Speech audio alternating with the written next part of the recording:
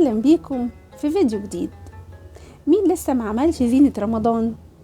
النهاردة هنعمل مع بعض فكرة جديدة لزينة رمضان، فكرة سهلة وبسيطة وبخامات موجودة عندنا في كل بيت، فكرة ما تاخدش معانا وقت خالص في التنفيذ.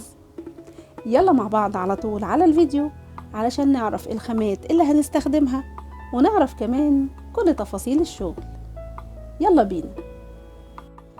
في البداية بجيب رول الكرتون بتاع الفويل، بجيب قطعة من قماش الخيامية أو ستيكر الخيامية اللي متوفر عندك اشتغلي بيه.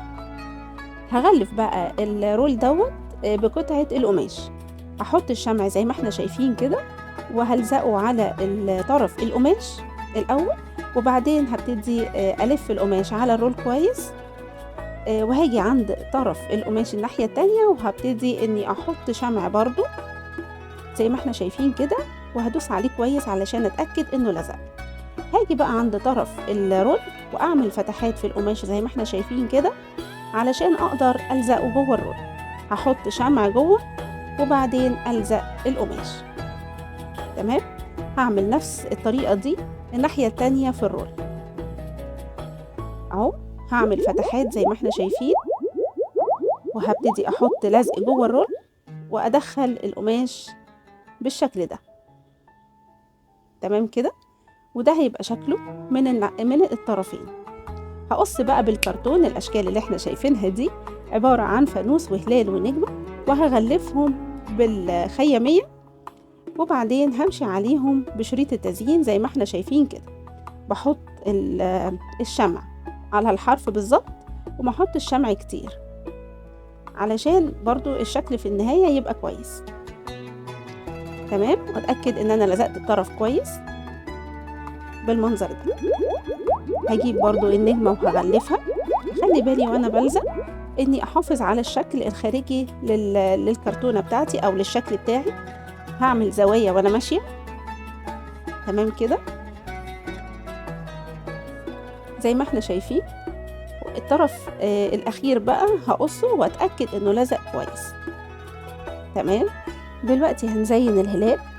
همشي برضو على الطرف زي ما احنا شايفين، ما احط الشمع كتير. اهم حاجة احافظ على الزاوية بتاعة الهلال علشان تبقى شكلها كويس. ودي كده الثلاث اشكال مع بعض بعد ما تغلفوا او بعد ما زيناهم زي ما احنا شايفين. ادي النجمة، عملت من كل شكل طبعا 3. تمام، هجيب بقى خيط، اي خيط عندنا. انا عندي خيط مكرمية وهبتدي اعمل 3 فروع من الاشكال دي. كل فرع هحط فيه الفانوس وهثبته من الظهر بالشكل ده، وبعد كده هحط الشكل التاني زي ما احنا عاوزينه وزي ما احنا عايزين نرتب. بس نلاحظ ان ال3 فروع الترتيب فيهم ما بيبقاش زي بعض. خلاص، ادي انا حطيت كده ال3 اشكال زي ما احنا شايفينهم. خلاص تمام، 3 فروع زي ما احنا شايفين كده، الترتيب الاشكال فيهم مش زي بعض. هجيب بقى الرول اللي احنا غلفناه. تمام، وهبتدي اني هدخل جواه الخيط. هدخل جواه الخيط زي ما احنا شايفين واطلعه من الطرف التاني واعمل عقدة، تبقى عقدة قوية شوية، وهدخل العقدة دي جوه الرول علشان تبقى المكان اللي هعلق منه المعلقة بتاعتي.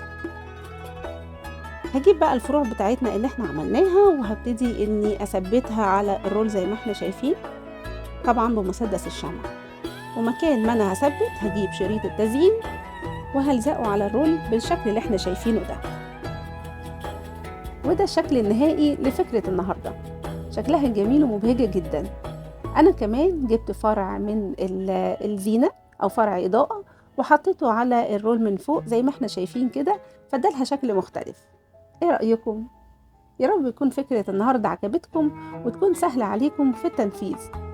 ولو عجبتكم الفكرة ولو عجبكم الفيديو يا ريت تدعموا القناة وتدعموا الفيديو باللايك والشير والسبسكرايب علشان دايما يوصل لكم كل جديد أنا بقدمه.